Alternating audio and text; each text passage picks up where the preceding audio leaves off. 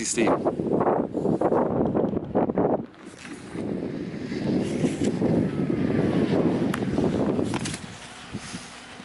right.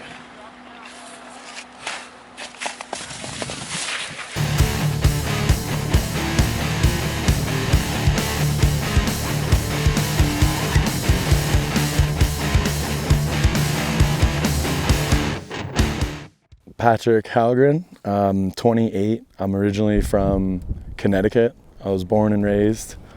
Had a twin brother, an older brother, and a beautiful little family. Mom and dad still together. Beautiful to have that. Be lucky enough to have a cute little family and grow up and have a home base and all that. I've been out in Colorado, in Winter Park, Colorado, for three winters. I've been training with a team out there, the NSCD. It's a developmental team for the Paralympics.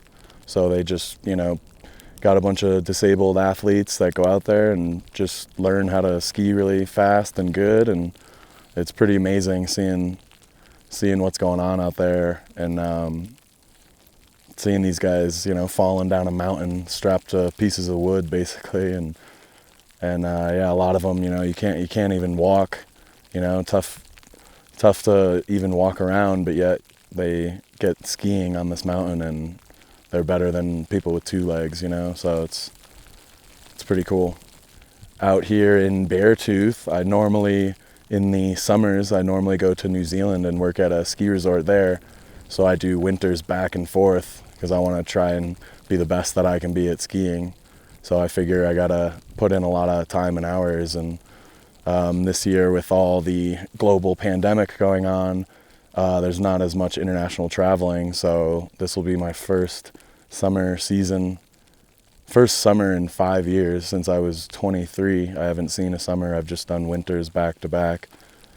And so it's really neat being up here in Montana, Wyoming at the Beartooth Highway. It's just seeing life flourish so well here, and it's one of the most beautiful places in the world. So pretty neat to be here, be able to go and ski, and I can do beautiful hiking. And this year was the first year I moved into a van out in Colorado just to make kind of the ski training and everything more affordable so I could actually do it for a little longer. And it's just been really amazing just being able to travel and turn something that might be bad and kind of into a blessing, and getting to see the really most beautiful parts of America. And it'll be 8 years. 8 years ago, I lost my leg in a motorcycle accident. I was late for work and I was speeding on a motorcycle, and I was coming around a turn and I didn't quite make the turn. So this is in Connecticut, and there's a lot of trees. It's a very foresty area. And where I came off the road with my motorcycle, there was a telephone pole in a farm field. So I came around the turn, I wasn't gonna make it, and I seen this farm field.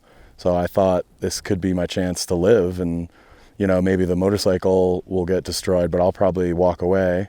But what happened right when I came off the road, the farmer had put huge boulders around this telephone pole because he had backed his tractor into it the year before, and he had to buy a new telephone pole. It was $2,000, and to avoid doing that again, he put these huge boulders around it.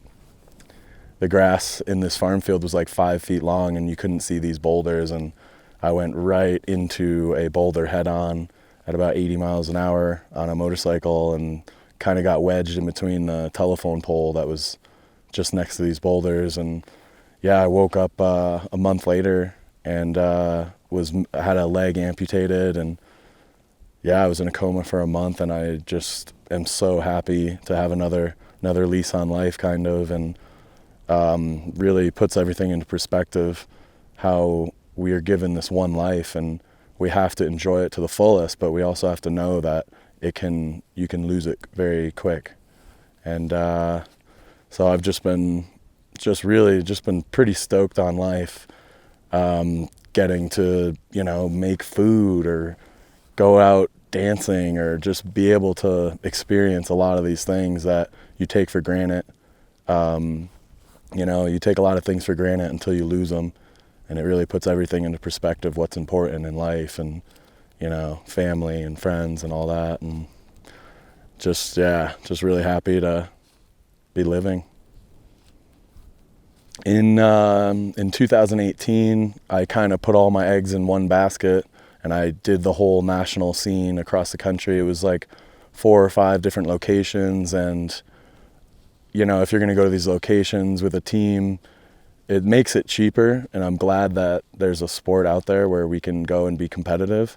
The American team, they only get so many slots for the Paralympics, and in 2018 I qualified for 2 events, but just not being the competitive with the best in the world, I didn't make it to the Paralympics in 2018.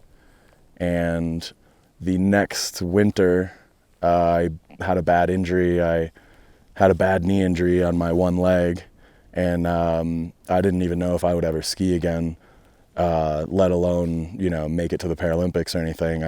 I wanted to even, honestly, I just wanted to be able to walk around, get to where I was, even with the crutches and stuff. I can still go on walks and still make food in the kitchen and stuff. And when you're having big surgeries and stuff and trying to come back, and it's painful going through rehab, and you don't know if you're going to be back to where you were, or if this is the new you. Are you healing from this injury, or is this how you're just getting used to the healing and that's how it's going to be forever? So I was really lucky that surgery went well, with rehab and everything, and I'm healthy enough where I'm basically just as good as I was, maybe even better at skiing. So I'm just really glad that I'll be able to make a campaign for the 2022 games and see if I can get qualified for the events and go and compete in 2022 for America and bring home a gold medal for the States. That would be really nice. And that's kind of the next goal that I'm putting my nose to the stone and trying to get after. So all the training, it's really good to get on a team and have some sort of coach that is maybe filming you and really critiquing your ski technique. And then you just have to really, to compete with the best guys in the world, you have to be doing these specific events where you go around gates. It's from slalom to downhill, and it's tighter, shorter turns to longer, faster turns. And you really got to be in gates, in just getting that muscle memory and just to be doing a lot of training. And it's nice with the NSCD in Colorado, it makes the training kind of more affordable for us. And it's probably the only way I could try to compete with, some of the best people in the world, is by getting out and just doing full-time training and trying to get 10,000 hours so you're a master of what you're doing. And I'm choosing skiing, and it's been a lot of sacrifice because, everybody just thinks I'm out having fun skiing on the mountain, but I'm really just giving up all my time to put it towards being the best that I can be at this and trying to compete with the best guys in the world. And so you gotta hook up with one of these developmental teams so you can get out and get this really expensive training that, if you're on the national team and stuff, I'm not myself. I'm kind of funding my way through all of this, and it's a lot because, if I got to work a job, and I basically look at the training as a full-time job, and then I have to work part-time as well, and try to, have money for equipment and the fees for the teams, and then just getting to all these locations where they're doing the national circuit. So you start with, I think you start with 1,000 points, and to make it to the Paralympics, you have to get the lowest points that you can, and the better the competition is at the races, the more points you can get.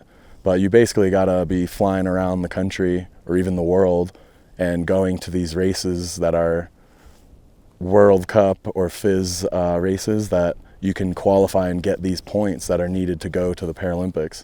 So it's quite an expensive ordeal when you have a race across the country for 4 days, and you know, you had to fly there or drive there and then stay there 4 nights. But that's the only way to qualify for the Paralympics, that's what I want to do. I think I'm in this lucky situation where I started skiing when I was 23, basically, with one leg, and I think I'll be able to compete with some of the best guys in the world by the time I'm 28 to 30. And it's kind of a blessing in disguise, where if you were an able-bodied person, you couldn't get into World Cup skiing at 23 and compete with the best in the world. So it's nice that I can actually, you know, be maybe part of the 1% where you're just on another level and you're, you know, competing with the best people in the world at something. It's a blessing that I can do that, and yeah, and with the help of, you know, all my family and friends, like, just support me so much and really help me, you know, get to all these places that I need to be, and help me try and get to this dream that I've had forever. And yeah, I'm just basically living my dream, and thanks to all the people supporting me. And yeah, it's a real nice trip. Yeah. Yeah. Yeah. Keep going. I got his hat.